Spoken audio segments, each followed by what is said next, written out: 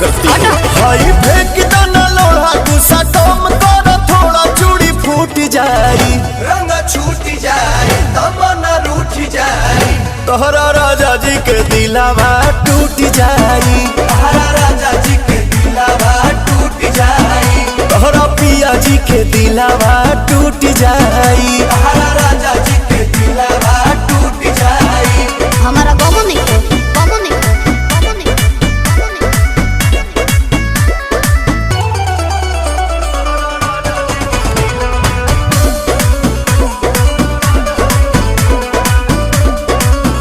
खिसियालू कहे रिसियालू कहे गरम आलू तो